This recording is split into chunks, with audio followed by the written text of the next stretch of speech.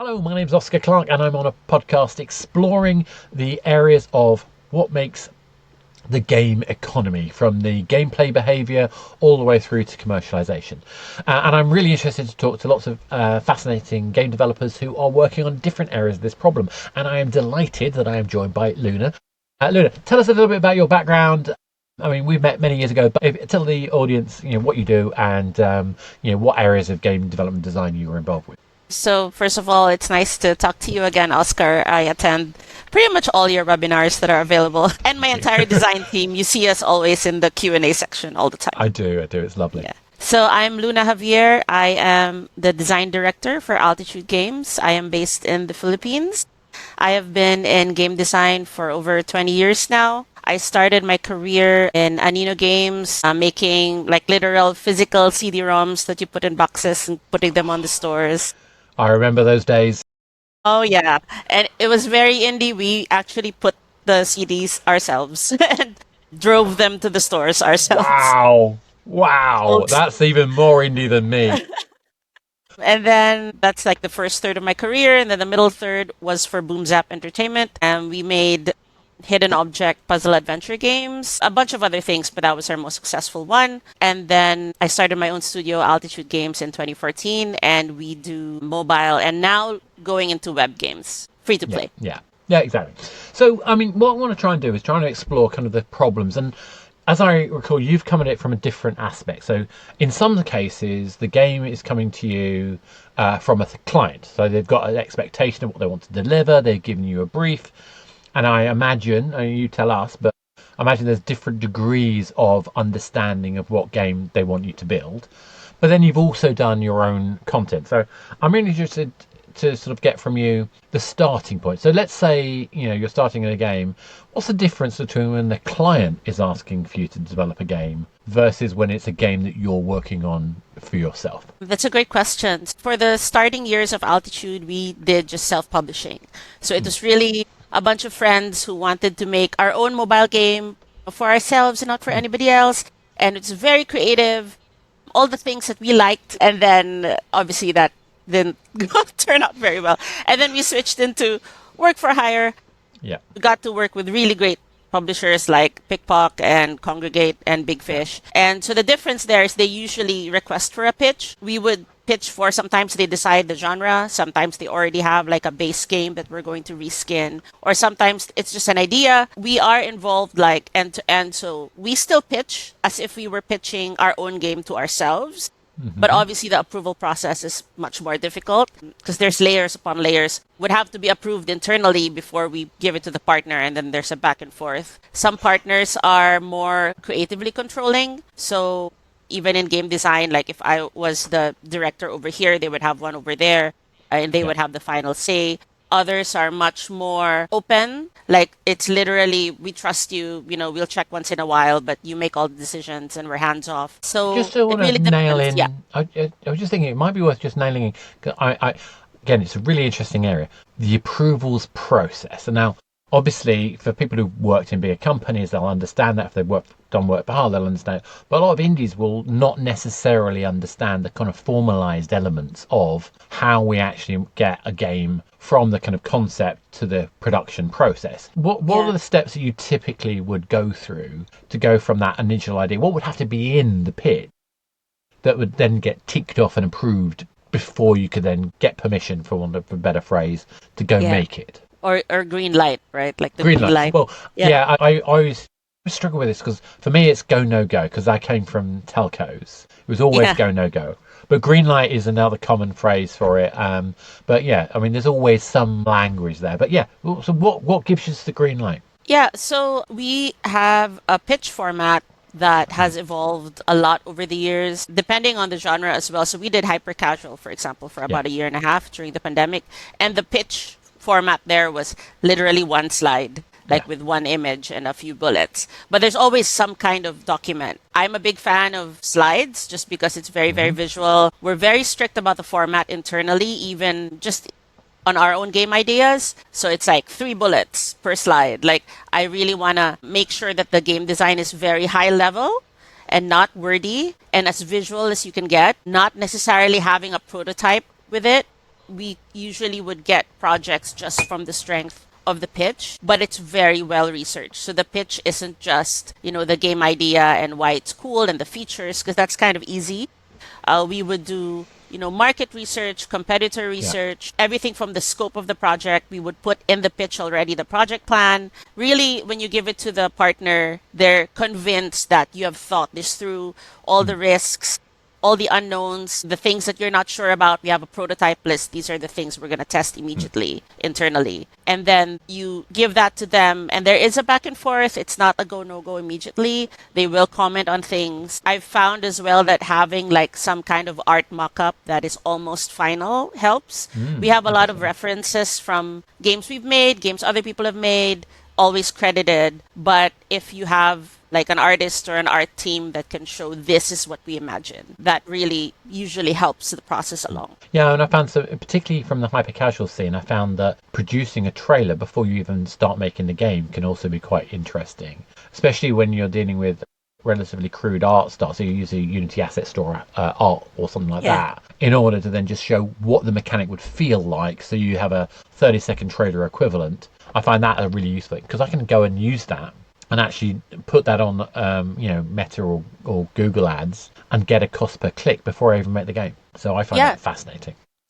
We did that for a year and a half. We just made ads from Yeah, Unity recording. It was grueling because we would make like 2 or 3 game ideas a week, just hoping, to get like to CTR get the rates that were one. high enough. Yeah, And sometimes something would go through, but most of them don't. And then it's just like nonstop, like churning of the wheel. And then, it's a eventually big we're like, we're investment. done. Yeah.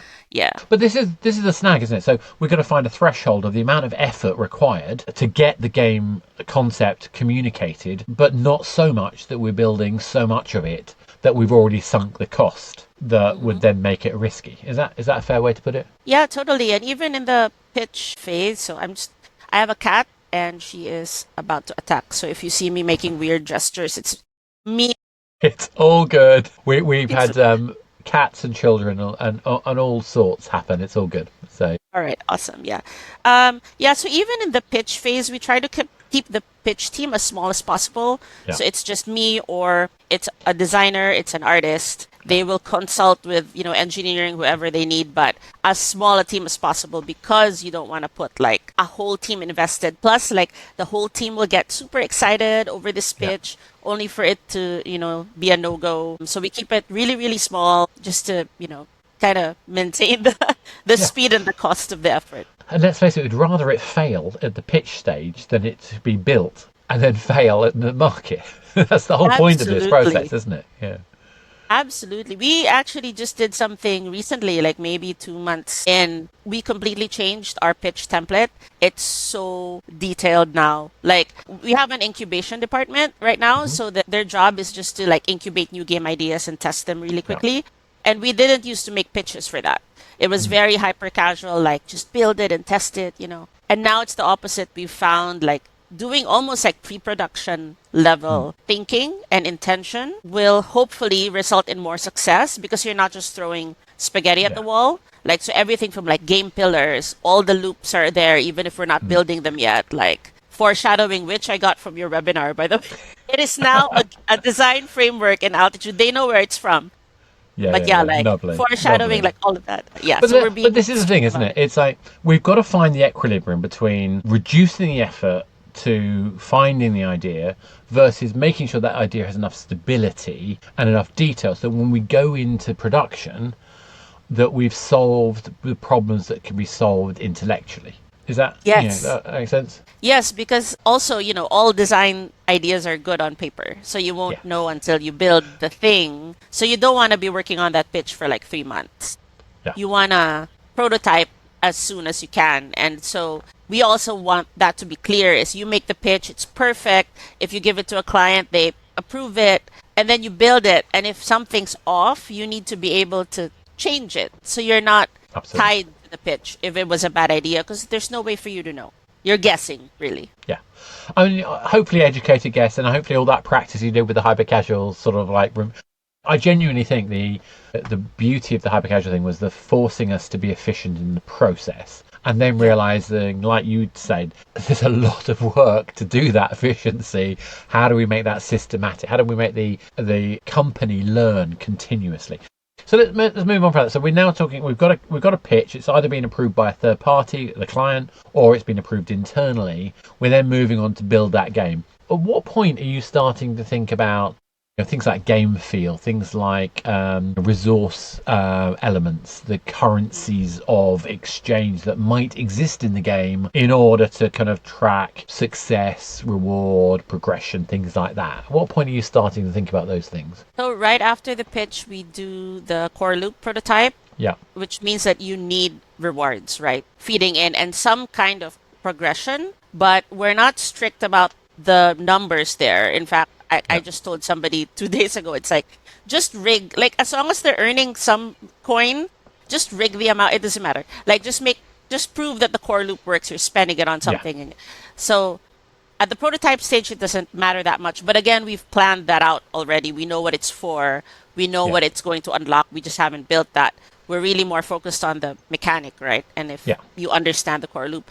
But right after the core loop is when it starts to matter. Right now, and we iterate on this process all the time, but right now, after our core loop prototype, we have like a first-time user experience prototype. So it's the first couple of minutes. And in the first couple of minutes, you need to be able to see the progression and feel some of it. Like you need to, start getting some power, but still it's very smooth and easy and you feel good and it's rewarding and all of that. But now you can't just rig the numbers. Like it has to be meaningful. And once we get past the first few minutes, then we go for, day one retention and like day 7 content, that kind of thing. So I would into the data very quickly once you've got them past that first time user experience, it seems. Yeah. So the incubation process that we have right now is we do day 1 retention testing. So we would pretty much have content for 2 days. That's all we released with. But that's okay. That's okay. Getting real people playing and just knowing that they come back. I mean, it means that you're dealing with something where you've got a firm footing. I mean, I was chatting to a guy the other day who comes from an economics background, and he was saying that he doesn't care about price because if you know what the supply is, you know what the demand is, price will appear. I mean, it's very pure economics in the principle. Yeah. But if we think about it, what you said is exactly what he's describing, which is we guess. We start with a guess. And then we look at what happens and then we respond to it. And we'll discover if that price has a positive feedback loop or a negative feedback loop. We'll see this particular activity builds on player engagement or subdues player engagement, and we'll adjust accordingly. Yeah. Yeah. So I totally with this principle of getting people playing as early as possible, even if we haven't necessarily built everything. Now this is particularly relevant with the free-to-play world because we're typically building games as a service in some form. Because we're looking for long-term value rather than short-term value. In your experience, have you dealt with? Is it primarily free-to-play that you've worked with, which I think it is, or have you seen similar things happening in more premium-style experiences? Well, the premium, or actually the freemium model that we did at BoomZap was very, very different. So that was like, it was the Big Fish game subscription model of old, right? So it was free to play for an hour and then you hit a paywall. And so basically you just had to make a really kick-ass hour and then people would hit the buy button. I guess it's like it was kind of like free to play, but just extended. But the 1 hour was a hard limit. So we literally just had to time ourselves for an hour. We knew exactly when that paywall would come. There's no deviation from it. The free-to-play that we're doing now, especially with the day 1 retention, is a little trickier because even if we're not building content, it really hurts when the player opens it and there's no content.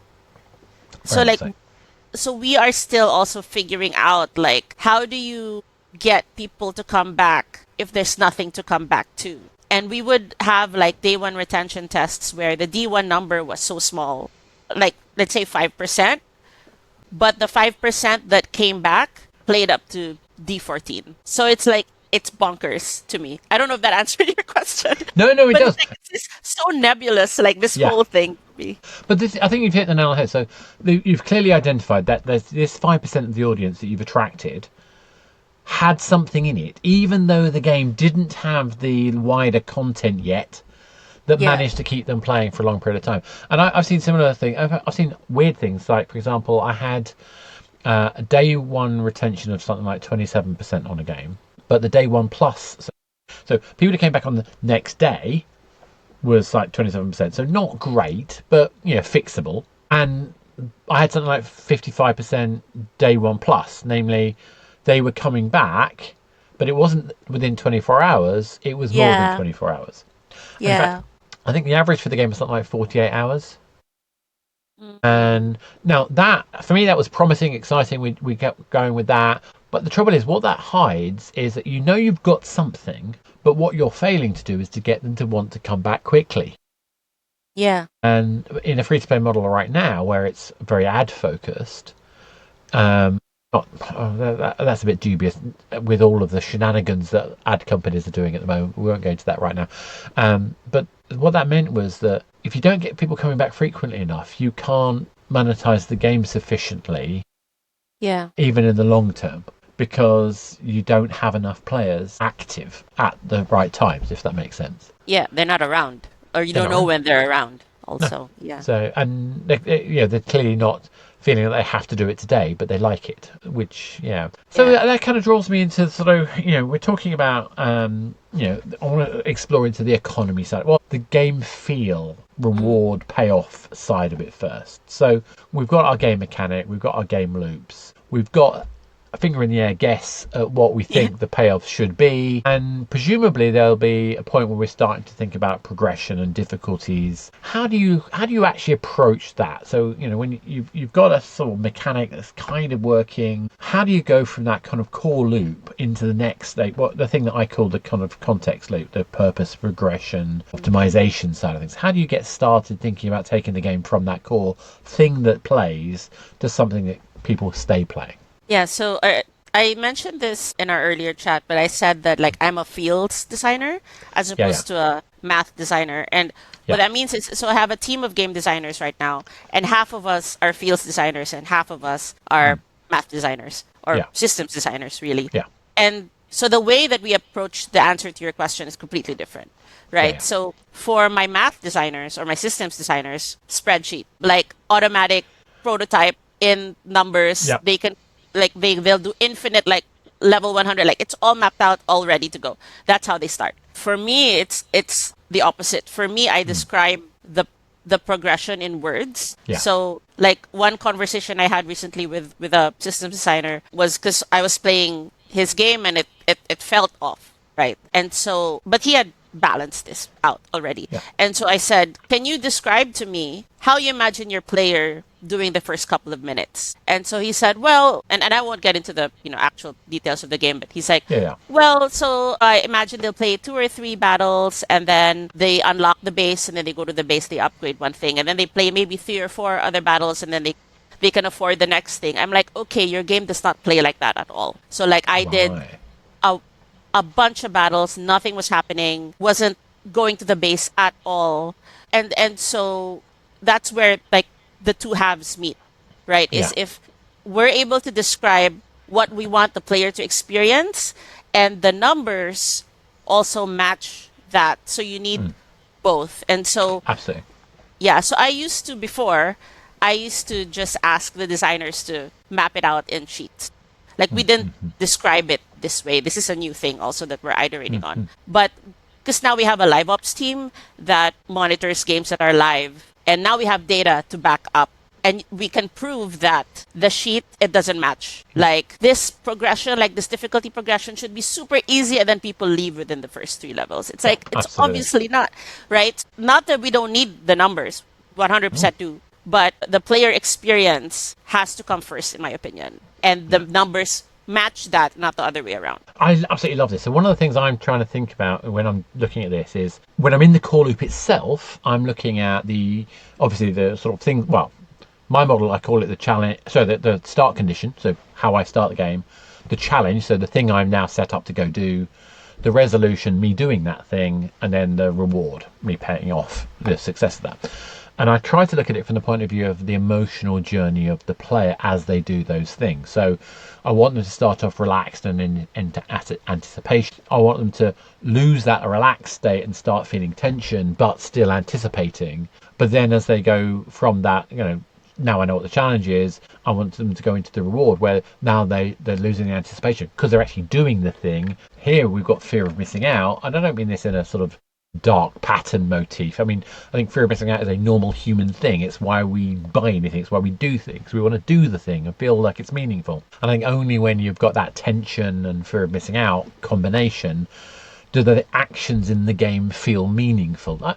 It doesn't have to be like supremely negative. It can be a lovely cozy game, but I think contextually knowing that the thing that you're doing to resolve that moment of play matters. And only then do you move into the reward stage when it's resolved. I'm still sitting there, I'm now relaxed, but I still want you to have a sense of fear of missing out. Why? Because I want you to want to do it again. Yeah. And I think understanding the emotional journey of the player in the context of the core loop is a little bit what I think you're describing with the fields. I mean, you might be using slightly different kind of terminology for it, but it sounds to me what you're trying to think about is, what am I doing? Why? What is the point of me doing this thing? When I'm going to play, I'm doing a battle. Okay, what am I getting out of the moment of the battle? When I've completed the battle, where does that take me next? And I think that's so important. And it's so easy to assume a flat spreadsheet will solve all our problems. But the reality is it doesn't. It just gives us a sort of framework to hang essentially a storytelling process to. If that makes sense? Yeah, and that's also why, like, I do see some designers sometimes they obsess over the sheet, like getting the sheet just right. For me, it's like, no, you plug it in the game and we play it. I don't care if it's like a draft set of numbers, but it doesn't count. There is no perfect value anywhere. Like, just play it, right? Like, but of course that gets more complicated if you have like it's an idle game and you want to play like weeks into the future and stuff. But like, honestly, right now my concern is like the first couple of minutes or the first couple of days. And what we're trying now with our live ops team is we just release in very, very small chunks, so we don't even have to worry about the rest of the sheet yet, right? Like, don't worry about that. Don't extrapolate that. Let's just do this first chunk. And if all of that's stuck on a server somewhere, you can change the numbers as you need to anyway. You can even make those numbers seasonal. You can add narrative to those numbers, and suddenly you've got this process that instead of a live ops game being a pain in the neck to manage, you're updating a JSON spreadsheet, well, for want of a better phrase, some sort of JSON sheet or XML type thing, and suddenly you've managed to build what feels like the first home user experience story has never ended. It just keeps going because you can just tinker. I'm a huge fan of doing that, particularly the more you put data on a server, the more you put the assets in the server, the easier I think everything becomes.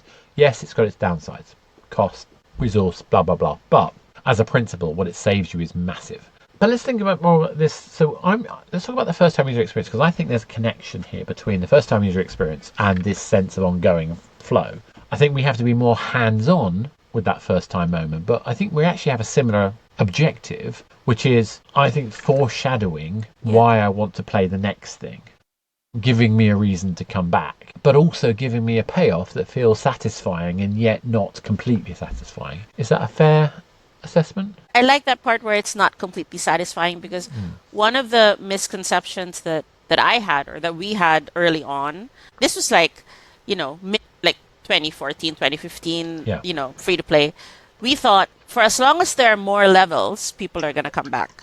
Because like they're going to, you know what I mean? Like they'll play level 1, level 2. This is fun. Yeah. And then they look, there are 50 levels. Oh, I'll come back tomorrow. Yeah. And that's totally not true, because they could be like, this is so fun. And then they're done. So it doesn't mean they hate your game, but just like seeing the long level map, that's not it. So I like what you said, where like there has to be some feeling of like almost like risk. So there's a game on soft launch in the Philippines now, Disney Solitaire. Because like everybody soft launches here, it's great. So I get to like play all the games. You get to play everything. I know. So like Disney Solitaire. So like the first level, it's solitaire. You go up and down like the tri-peaks basically. And the first level is like easy. And then the second level, I have maybe 5 cards left in my deck. before I Yeah. win. And this is all perfectly like rigged, right? But I'm like, whoo, okay, not bad, not bad. And then the next few levels, I'm like 2 cards away from Yeah. losing. It's the easiest game in the world. But I'm like, holy shit, like I almost died. And then every single time it's like, I almost died in solitaire. And it's Yeah. like, but I'm a designer. I know they did this on purpose, but that's Yeah. the point. It's like you want it to be the first time user experience is easy enough that I win and I feel powerful and smart. Yes. But there's a risk of I could have lost just now. Yeah. I was this close. And Yeah. then that just escalates because of course they'll give you power ups and stuff. And that just escalates the feeling of like, wow, I barely got through. And I think that's the sweet spot. No, exactly. I mean, I often go on about Jelly Splash and Florian Steinhoff, who did a fantastic talk back in 2014 about the way Jelly Splash was designed, because he goes even further than you're describing. He wants you to fail at a particular point. Now, I mean, there are different schools of thought about this. For example, some of the match 3 games where they actually make you fail rather than making it difficult. You can tell, and it feels a bit off in some games. Some games you can't tell, but if you know what you're looking for, you can see it's been a bit rigged. But there's something about the making something actually difficult so that you fail the first couple of times you play it, but you will eventually beat it. It feels attainable. Yeah. That makes you feel that your actions are meaningful. As long as it feels like, I think it's really important that it feels like I didn't get it right and I know how I could have done it better. And if I then do it better, having the next game happen to be a little easier than the other one means that I end up feeling really powerful because I got past that previous level. And I think that he calls it the FU moment, the kind of like the moment you want to get so angry that you hate the game but also love it. Yeah. But it's such a fine I mean, hopefully I'm going to get him to join the podcast later, but such a fine kind of level on this to get that right. But I think the spirit of what he's saying there is not far off what you're saying. Is that sense that I actually did something that mattered and I succeeded or I failed, but I did that thing I did mattered, I think is part of what makes us feel connected to the game in the long run. And it has to be because of your own choices, right? Like if you lose, but you feel like it's your fault, like you did something wrong, like you picked the wrong card or you jumped at the wrong time or something. So you feel like, oh, next time I'll get it. That could be like as small as like Flappy Bird, right? Like 30 seconds. Or like Balatro, which is like, oh my God, I'm so obsessed with that game. Because it's literally... So many people are. I haven't got there yet. I'm enjoying it, but I haven't got to the obsession level. Oh, yeah. Well, the first time I played it, I lost my entire weekend. Like literally Friday night, and then it was Monday morning. Like it was gone. Yeah. Because like... at the start it's pretty okay. I think you might be there. Like it's all right. But when you start unlocking like the challenge decks, you will usually get, because you're making choices, right? Roguelite, making these choices. And then at the very, very end, usually at the last round is where you're going to die. They're so good at that. But you've already made all these different choices. So you always feel like, if only I made the other choice the last time. And then you play again. And that's how you lose, 3 days of your life. I mean, I at the Pocket Game Awards recently, at the time of recording, I was sitting next to Aaron and Javier from PlayStack, who got an award for that game, and it was like, oh, I didn't realize they did it. Okay, no, I get it. But honestly, it was it's one of those games where I've seen popping up in so many different, and this phenomenon is not the first time I've seen this, where a game suddenly captures the imagination, and it's down to the way the mechanics function. It's something about the mechanics captures the sense of the game matters in a way that it's hard to describe. And like I said, your choices matter. I think your choices matter. That's something that even we're struggling with like, some of the games that we're trying out now. We do a lot of like player feedback videos, and then we'll get like split down the middle. This game is too hard, or this game is too easy. And I'm like, I don't know what to do. You're right down the middle. But it means like a standard experience, right? You'll have the outliers where, I'm so good at this game, but like you don't want it split down the middle. So for a game like Balatro to just capture, I feel like it's a game designer's game. That makes sense. Yeah, I got it. Yeah, totally. like you would totally enjoy it because like the mechanics are so simple, but it's like just perfectly executed. Flux, a card game, is not the best game in the world ever, but it is a game designer game, and I think every game designer should play Flux. It's Flux, Flux. I have not played this. All right, Play this awesome. game. It's really good. Basically, it's a card game where each card sets the rules for the card game. So it's crazy and it's messy and it's delightful, but I think it's a really good exercise in understanding how rule mechanics interact with each other.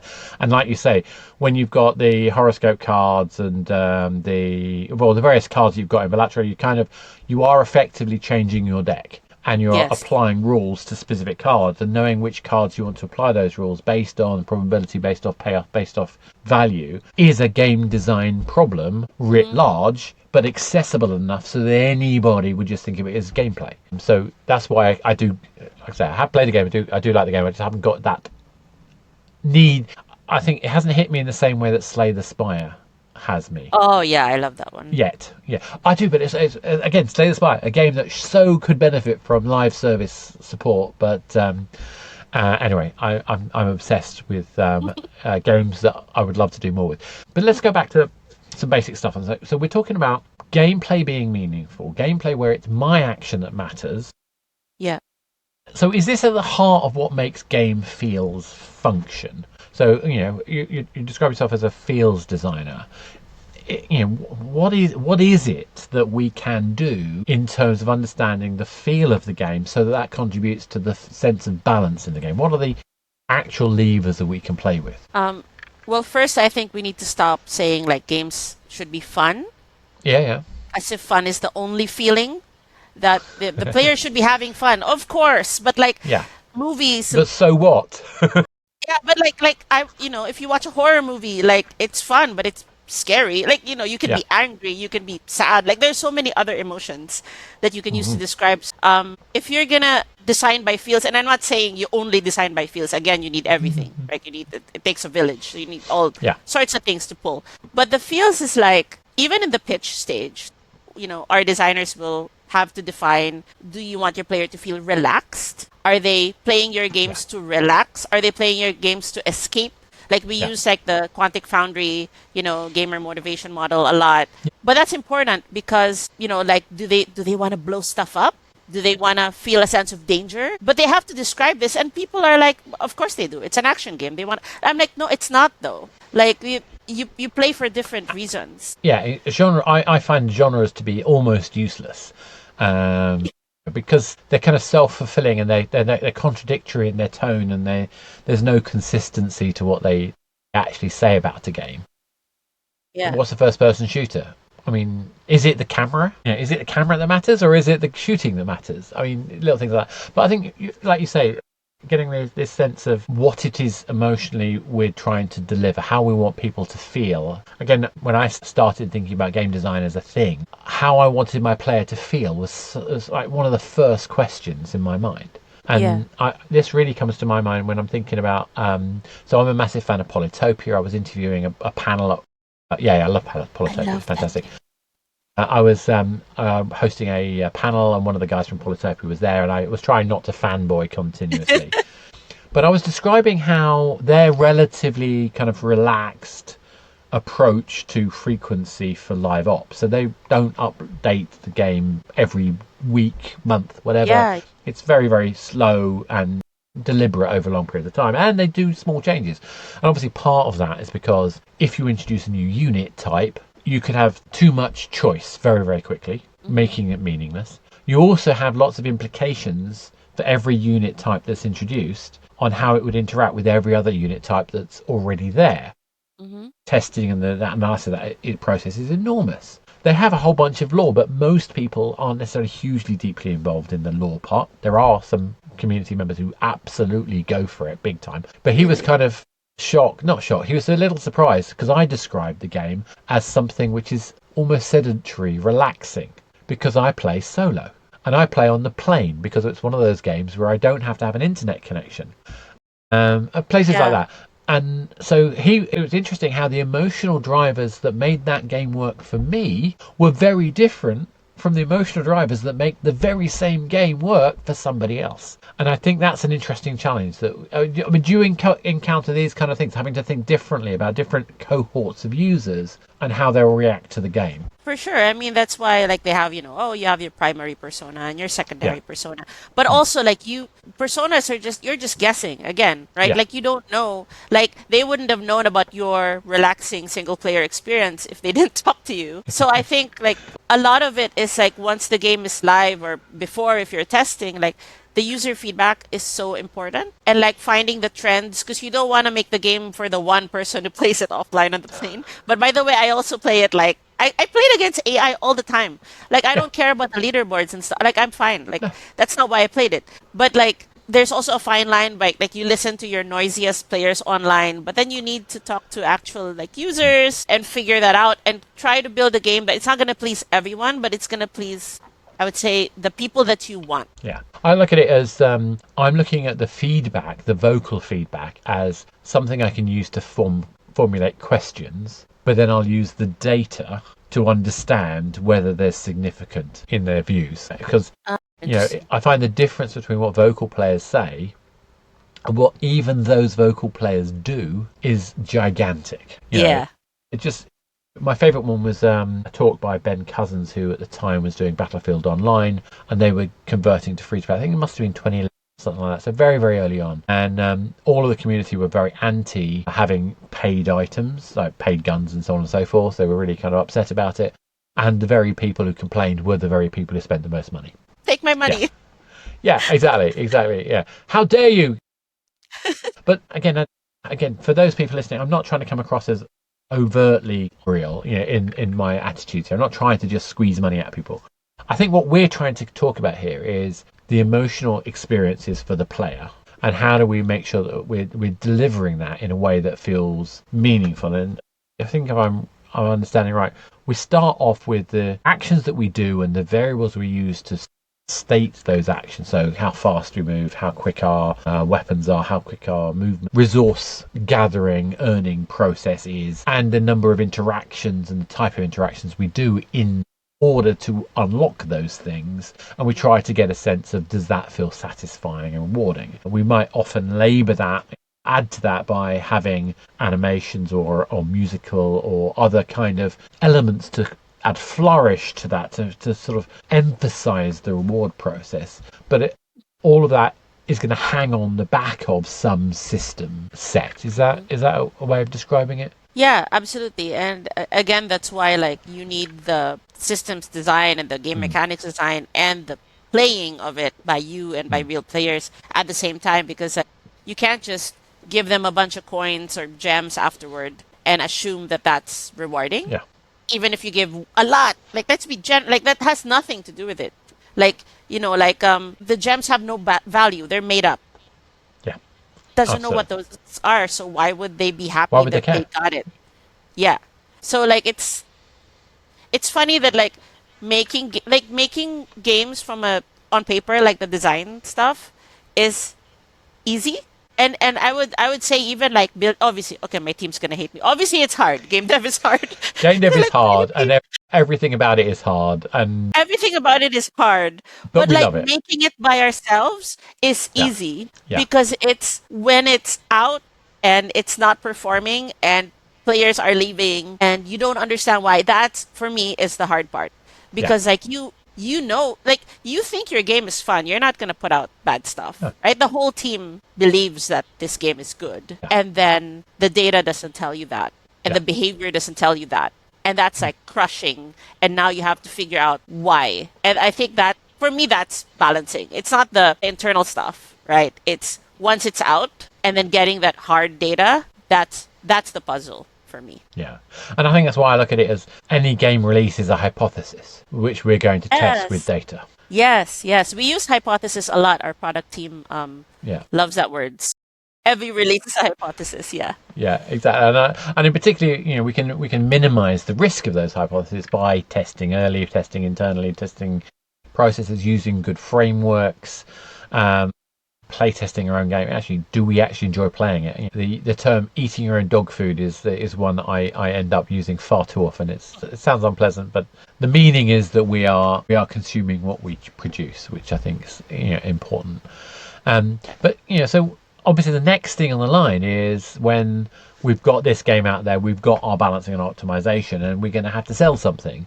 We've got this beautiful experience we've just created with amazing game feel and this sense of like immersion, hopefully, and yet we're going to maybe send them out to a video ad that we have no control of, that might be 30 seconds or might be a minute and a half before they're let back in because of some ad platform deciding to just screw with us.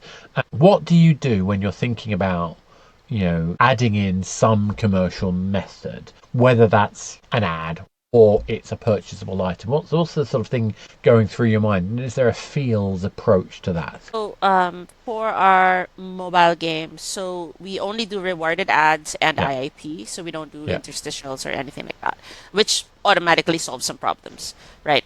I agree. Because, like, yeah. For ads, so I think rewarded videos, the benefit of using rewarded videos is you know where to place them, right? Like, you know that, okay, there are standard places where you put them. And Yeah, again, for as long as the reward is something that the player really wants, and coming from the Philippines where most people don't pay for games, like yeah, we will watch ads for stuff. So like we yeah, understand that totally. So rewarded video is great for us. yeah, Um, IAP is trickier. So when we released our early games, and I cringe now when I look back, and we released our games and changed some stuff, because like we did the whole, okay, we can only have 99 cents and 4.99 and 9.99 and yeah, 19.99, and that's it. And then we had permanent purchases, like unlock yeah. the coin doubler one time forever. And I swear we really look, again, this was like 2015, you Yeah. know. But that was So really, common. That was normal. it was normal, And but then don't get because me yeah, wrong, I do get it. I mean, there is something about not nickel and diming people, not making them feel like they're constantly nagged. That's okay. I get that. But what you're saying with the coin doubler in particular is that I'm not going to give you your full reward unless you give me money. So I've just charged a tax on that process. Whereas if you make it an advert, so I've got a rewarded yes, ad, but I only get to do it every, say, 24 minutes or something, then I've got to choose when's the best time for me to use the rewarded ad to get the double of the coin. And that moments like that can be really interesting. I've seen other methods like having a piggy bank. You got to yeah, watch an ad to unlock the piggy bank, but it's got a cap on it, so you can only fill up to so far. So if I don't go and watch the ad, I'm going to lose out on what's in the piggy bank. Stuff like that I find really interesting ways of saying, look, our game's valuable to your time. We're only asking for you to watch an ad to do it. We'll give you something for that, but yeah, we're not going to create a system that makes you feel that it's unfair. yeah. Because like basically, you pay with attention or you pay with money. Yeah, exactly. And so again, 30 seconds for X number of coins or gems that you really Yeah, wanted because you understand the value. But the coin doubler example, which was from our first game at Altitude, yeah, don't get me wrong, like what we wanted, and I believe what we changed it to is we did make it like a timed, like basically it's not a permanent purchase.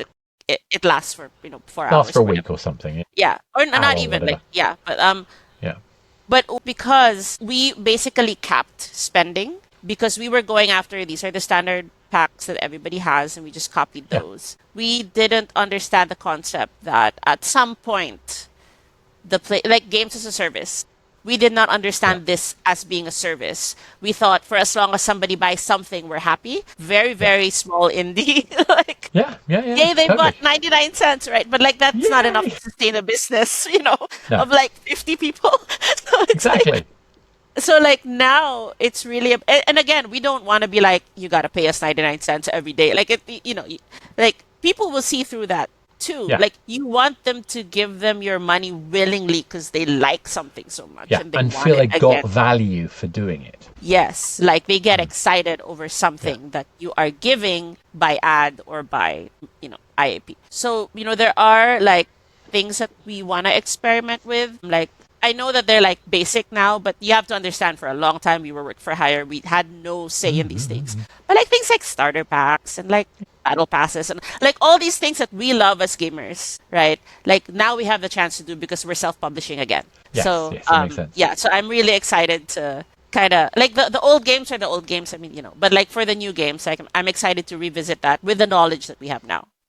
Yeah. So I think what to sort of sum up that, I think it sounds like what you're thinking about is trying to learn the lessons from previous experiences, but think back about how they become long-term value for the player, but it's still focusing on the things that they're unlocking as having some emotional quality to them. Because to my Yeah. mind, what I think this is about is I want players to look back at the money they spent in the game and say that was worth spending. And Hmm. I think where we don't do that, we fail the players, but also why would they do it again? But there is a caveat to that I'll chuck in, which is people don't buy the gems or the gold or the outfit. They buy the expectation of value that the gems, the gold, and the outfit will give them. And I Hmm. think we spend a lot of time with spreadsheets putting up numbers for things that we're going to sell people and not enough time understanding what is the emotional value associated with those items. Does that make sense to you? Yes, I love that. And I can imagine our IAP bundle sheet right now, and Mm. it's just numbers and names of Yeah. packs, and there's no emotional description of Yeah. value in that sheet. I want to do that. I should write that down. No, but this is the point, isn't it? Because it's so easy. We've got such a complicated system to try and build a game. And as you said, trying to simplify that down to where do we want to take them? How do we want to make them feel? Building that into the core loop, building that into the progression, and if we're lucky, we can build it into the what I call the cultural loop. So things like the lifestyle fit, the cooperation, collaboration, and the why someone would watch you playing the game. That to me, I find that endlessly fascinating. Why people would watch other people playing a game when they could be playing the game. And people do. Yeah. Frankly, that's become the mainstream way of getting access to audiences, arguably. But to me, coming back down to the emotional journey, I think is really a crux of it. So, if you were to say to somebody who's thinking about making games and one thinking about economy balancing in particular, as a fields designer, what would you say that was the sort of most important things for them to focus on? On game economy specifically. Well, I mean, game balance. I mean, Okay. economy, I see it as an Yeah, extension I of know balance, it's if you get my drift. yeah, Yeah, yeah, yeah. yeah. I would say, get a draft of your numbers, but plug it in the build and test it right away. Not just you, but and not just your teammate, because they're biased. Like literally, like so we usually get our moms. A bunch of our devs have kids. The kids are a lot of the kids are testers. That sounds terrible, but really, It's all like good. literally, somebody who doesn't care about game dev and knows nothing about it, that's the person who should test your Yeah, game. agreed. So I feel like game balancing, again, the numbers are important, and you still need a nice sheet, and you still need some kind of prototype in that sheet. You need all of that, and all your graphs, and all of that, and machinations, whatever.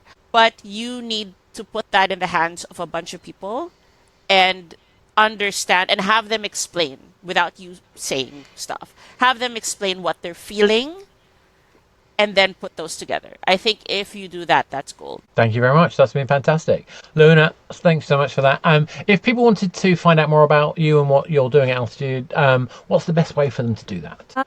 Yeah, so I'm on LinkedIn, Luna Javier. I have a website as well, lunajavier.com, that links to LinkedIn, and you can email me from there. Fantastic.